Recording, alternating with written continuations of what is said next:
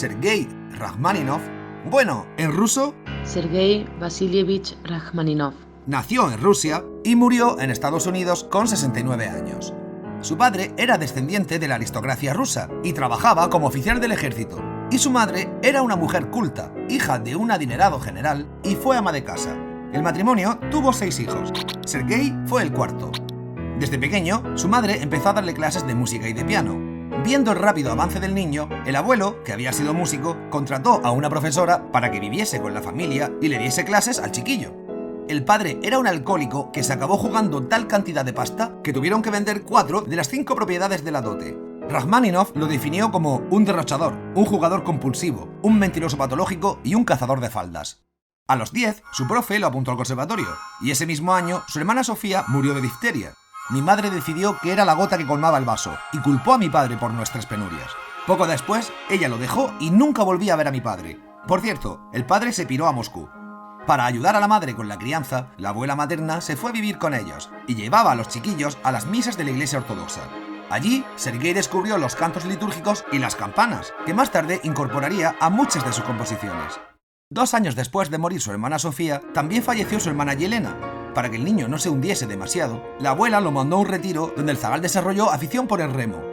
El tema es que en el conservatorio la cosa no iba tan bien y empezó a falsificar sus calificaciones. Rimsky-Korsakov denominó esta época como un periodo de autoengaño y pereza puramente ruso. El primo de Rachmaninov, que había sido alumno de Liszt y amante de Tchaikovsky, le dijo que fuese a Moscú para estudiar y vivir con su profesor. Cuando se cansó de practicar, se mudó con la familia de su tía y pasaban los veranos en Ivanovka. Aquí volví a visitar las ferias de pueblo que había descubierto antes con mis padres. El sonido de los gitanos y de los coros campesinos me causó una profunda impresión. Ivanovka, 20 años de mi vida pasé allí. La mayor parte de mi música fue escrita allí. E incluso cuando dejé Rusia, mi música se inspiró allí. Allí, por fin, encontré la bendita felicidad. En Ivanovka compuso muchas piezas, como su concierto para piano número 1. Respecto al amor, él decía que las hijas de mi tía no eran mis únicos amores. También estaban las hermanas Skalon, pero quizás mi primer amor verdadero fue una gitana llamada Ana. Por desgracia, estaba casada. Durante su último año en el conservatorio, hizo su primer concierto independiente. Además, compuso la ópera Aleko en 17 días, ópera que dedicó a su gitana favorita. En dicho concierto estuvo Tchaikovsky, que lo elogió por su trabajo. Sergei curraba dando clases particulares de música y cobraba 15 rublos al mes, hasta que firmó un contrato de publicación por el que le iban a pagar 500 rublos. El inconveniente es que el dinero tardaba en llegar y tuvo que buscarse la vida. Y aquí es cuando hizo su debut como pianista, con el estreno de su preludio en do sostenido menor, que gozó de gran popularidad y por el que cobró 50 rublos. Con 20 años, Tchaikovsky acordó dirigir una obra de Rachmaninov durante su próxima gira europea, pero ese mismo año Piotr falleció de cólera por beber agua del grifo sin esterilizar. La noticia de la muerte de Tchaikovsky lo sumió en una profunda depresión. Encima, el Gran Teatro había eliminado su ópera Aleko del programa, y para no morir de hambre, tuvo que volver a dar clases de música. Empezó una gira con una violinista italiana, pero se retiró antes de terminar la gira y no cobró la mayoría de los bolos. Ese año creó su primera sinfonía. El concierto fue un horror, ya que el director había hecho muy pocos ensayos y algunos asistentes sugieren que iba borracho. El fracaso de su primera sinfonía volvió a hacerle caer en otra depresión. No compuso nada durante 3 años y volvió a impartir clases de piano. Su tía consiguió que el famoso escritor Tolstoy fuese a animarle, pero esta visita no fue muy fructífera y nuestro compositor seguía deprimido. En 1900 era tan autocrítico que prácticamente no podía componer, y su tía, viendo que lo de Tolstoy no había cuajado, mandó al sobrino a un médico y amigo de la familia para someterse a hipnoterapia y psicoterapia.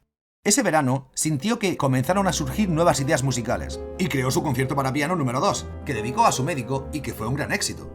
Rachmaninov estaba comprometido con su prima Natalia, con la que había pasado infinidad de veranos en Ivanovka. Aprovechando sus triunfos musicales y económicos, se casaron, pero como la iglesia ortodoxa no permitía el matrimonio entre primos hermanos, la pareja utilizó sus antecedentes militares y organizó una pequeña ceremonia en una capilla del cuartel. Como dote, la pareja recibió la más pequeña de las 2 casas de Ivanovka y pasaron 3 meses de luna de miel por Europa. A la vuelta, se establecieron en Moscú, tuvieron 2 hijas y lo contrataron como director de orquesta. Al principio, Sergei confiesa que la política le importaba más bien poco, pero la Revolución Rusa de 1905 comenzó a afectar a teatros y artistas, y renunció antes de terminar la segunda temporada en el Teatro Bolshoi. Se llevó a su familia por Italia y volvieron, pero como las protestas iban a más, se fueron a Dresden, y solo regresaban a Rusia para sus vacaciones de verano en Ivanovka. También hizo una temporada de conciertos por Estados Unidos, como director y como pianista, y en Nueva York, Rajmáninov tocó su concierto para piano número 3 bajo la batuta de Gustav Mahler. Durante una visita a un museo de Leipzig, vio una copia en blanco y negro de La Isla de los Muertos, que le sirvió como inspiración para la obra orquestal homónima. Cuando descubrió que la pintura original era en color, tuvo la sensación de que su composición no se correspondía con el cuadro original. La muerte de su amigo Scriabin fue otro mazazo más para Sergei, quien realizó una gira para ayudar a la viuda, que tenía problemas económicos. A final de año, terminó sus 14 romances, cuya sección final se convirtió en una de sus piezas más populares. 1917 fue un año muy marcado en la vida de Rajmáninov. Cuando comenzó la revolución, realizó un concierto en Moscú para apoyar a los soldados rusos. Pasaron 2 meses, visitó Ivanovka para celebrar su 44 cumpleaños y descubrió que se había apoderado de su casa un grupo del Partido Social Revolucionario, principal rival del partido bolchevique. A pesar de haber invertido la mayor parte de sus ganancias en dicha finca, Sergei se fue de Ivanovka y prometió no volver nunca más. Y poco después de irse él, quemaron su casa hasta los cimientos, como ya ocurrió con la casa de Chopin en Mallorca. Con el paso del tiempo, vino el reconocimiento mundial, reconstruyeron la casa y llamaron al nieto para montarle un paripé de pijo, vaya. Pues total, que unos meses más tarde recibió una oferta para realizar 10 conciertos en Escandinavia. Aceptó de inmediato y usó esta gira como excusa para salir del país junto a su familia. Viajaron de San Petersburgo a Helsinki. Sergei, endeudado hasta las cejas, decidió hacer actuaciones en lugar de componer porque los recitales daban billetes más rápidamente. Banqueros y amigos le hicieron un Patreon que flipas, y el ruso acabó embarcándose en un viaje de 11 días desde Oslo hasta Nueva York. Rajmáninov triunfaba en Estados Unidos, recibió varias ofertas de fabricantes de pianos, pero se decantó por la única marca que no le ofreció dinero y cuya asociación con el compositor duró toda la vida. Empezó a realizar actuaciones por Estados Unidos, pero Sergei todavía se estaba recuperando de una gripe española, que seguro que a ninguno nos suena toda esta historia. Después se marchó con su familia a descansar a San Francisco, y así pasó muchos años, haciendo una gira y descansando o practicando. Podría haber aprovechado para aprender un poco de inglés, pero ¿para qué? Contrató como secretaria, traductora e intérprete a la hija del profesor de música de la Universidad de Columbia y listo. Cuando tenía 57 años, firmó un contrato con RCA Victor, y gracias a ello tenemos grabaciones de Rajmáninov, aunque la mayoría de ellas todavía no se han remasterizado y suenan como si les lloviese encima.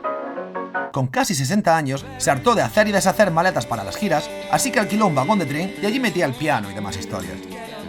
Desde que cruzó el charco hasta que murió, Sergei apenas compuso 6 obras. A los 56 años, pasó un verano en un pueblecito francés, recuperó el deseo de componer y buscó un sitio que le inspirase.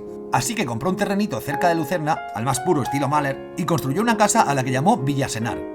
Allí compuso la tercera sinfonía y la rapsodia sobre un tema de Paganini, aunque más que una rapsodia yo diría que son variaciones, pero bueno, cuando seas Rajmáninov comerás huevos. Cuando tenía 66 años, realizó su último concierto en Europa. 2 días después fue a París, donde vio por última vez a su esposa y a sus hijas, pues quedaron separados por la Segunda Guerra Mundial. Sergei apoyaba a la Unión Soviética y donó los ingresos de muchos conciertos a favor del Ejército Rojo. Con 69 añazos, Rajmáninov estaba muy mal de salud. Padecía de todo. Su médico le dijo que buscase un clima más cálido, y tras varias mudanzas, acabaron en Beverly Hills. Invitó a cenar a Stravinsky y compartieron preocupaciones por una Rusia devastada por la guerra y por los hijos de ambos, que estaban en Francia. Rajmáninov y Natalia, su esposa, consiguieron la nacionalidad estadounidense. Sergei seguía con su gira, pero tuvo que cancelarla por una pleuritis. Y un poco más tarde, los médicos de California le diagnosticaron una forma agresiva de melanoma, un cáncer de piel. En su último concierto, interpretó, entre otras obras, la sonata para piano número 2 de Chopin, que contiene una marcha fúnebre.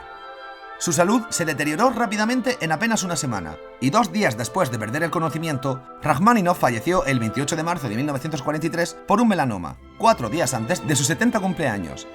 Dejó escrito en su testamento que quería ser enterrado en Moscú, al igual que otros compositores, pero no se lo permitieron porque se había nacionalizado como estadounidense 2 meses antes, así que fue enterrado en Nueva York. Musicalmente, Rajmáninov es uno de los últimos grandes compositores postrománticos y uno de los pianistas más destacados del siglo XX, además de ser director de orquesta. Compuso más de 100 piezas para piano, incluyendo 2 sonatas, 5 obras para piano y orquesta, varias obras orquestales, 3 óperas y 3 sinfonías. Y, como estas sinfonías están tan espaciadas en el tiempo, nos sirven de referencia para descubrir su evolución compositiva. También creó 2 obras corales eclesiásticas y pidió que un movimiento de su segunda coral se cantase durante su funeral. Como curiosidad, Sergei era bastante alto, tenía una memoria realmente prodigiosa y siempre llamaron la atención sus manos, pues medían cerca de 30 centímetros. Para terminar, os dejo con esta cita suya. La música es suficiente para toda una vida, pero una vida entera no es suficiente para toda la música.